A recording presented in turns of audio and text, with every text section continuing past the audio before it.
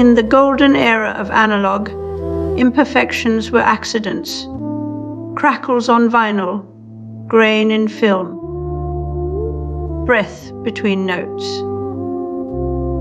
But when machines began making everything perfect, we started to miss those flaws, not just for their aesthetic value, but because they once signaled something human had touched an object. That's why we now algorithmically insert them back into our digital worlds. It's the ghost of craftsmanship haunting a factory floor of zeros and ones. Consider media humanization, a tool designed for musicians who had grown tired of robotic precision. The machine is too perfect, so you add random delays and pitch fluctuations to simulate a real person playing. It's a kind of digital make-up, or perhaps digital prosthetics, trying to bridge the gap between synthetic efficiency and the messy warmth we associate with human presence. It's not about realism anymore. It's about emotional resonance. Instagram filters didn't just change colors, they changed memories. By coating every photo with a nostalgic glow, they don't preserve moments, they manufacture them. It's not about the image anymore. It's about what that image makes you feel. We're no longer capturing life as it is. We're curating an identity in the present by quoting a past we didn't actually live. Nostalgia becomes a commodity, and authenticity turns into a button on your phone.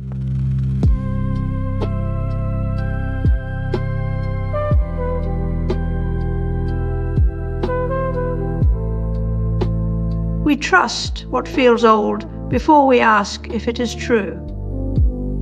A handwritten note, a grainy voice recordings, the weathered look of an Instagram filter, they all promise something authentic, even when they're just digital tricks. We've built machines that simulate not only the appearance of age, but its emotional weight, as if nostalgia could be distilled into a font or algorithm. Roland Barthes once said that the punctum is what stabs us in a photograph, a detail that pierces our memory or emotion. But now, this jolt of recognition can be generated by an algorithm. We're not just recording history, we're coding it to feel emotionally true. What used to be an accident of time, faded ink, cracked glass, is now a design choice. The past no longer surprises us, it's curated by code. We simulate memory not out of reverence, but strategy. Trust is manufactured through aesthetic fatigue, making the artificial feel familiar.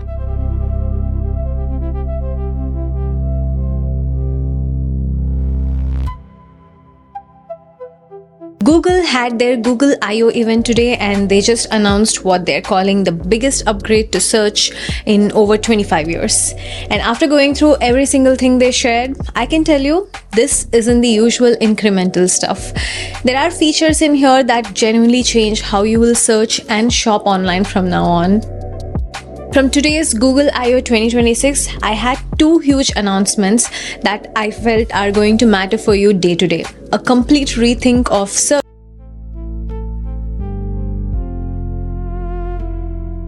early computing emerged not merely from engineering ingenuity, but from pressing wartime needs, reshaping human problem-solving through machines that could think in logic, not language.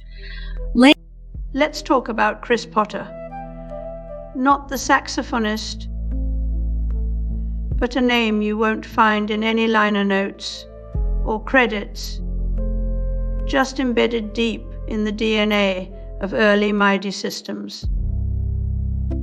He was one of those ghost coders who gave machines the illusion of imperfection, humanized tracks, simulated timing quirks, the kind of flaws that make us go, ah, yeah, this feels alive.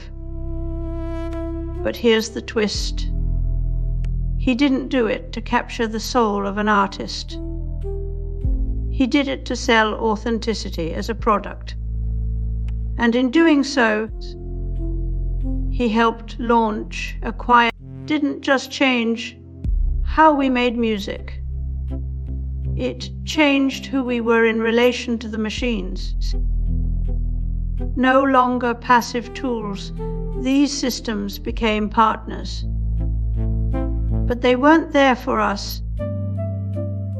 They were here for an audience that longed for something real. A patina of soul, if you will. And stay with The kind of warmth only a human touch could bring. Except it was all MIDI and math. I can feel Postman got this right. New tech doesn't just add to the world, it rewrites it. And in rewriting, we lose track of what's authentic and what's been sold to us.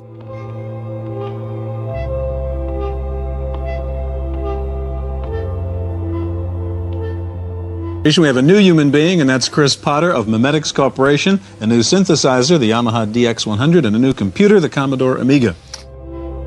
In 2019, a senior executive was scammed out of 243, thousand by an AI-generated voice that mimicked his CEO.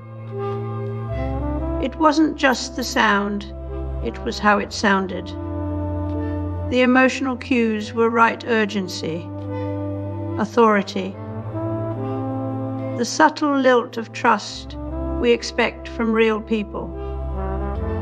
When authenticity becomes an algorithmic output, deception is no longer a flaw in technology, but a feature we've trained into it.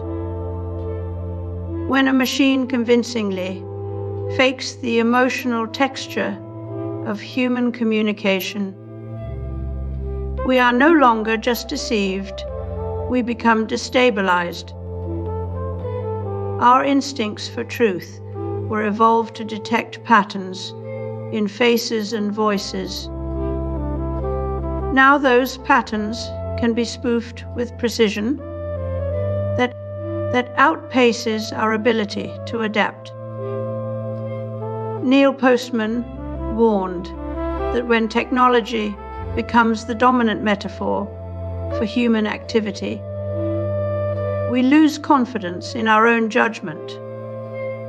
In this new technopoly, sentiment is no longer spontaneous but engineered.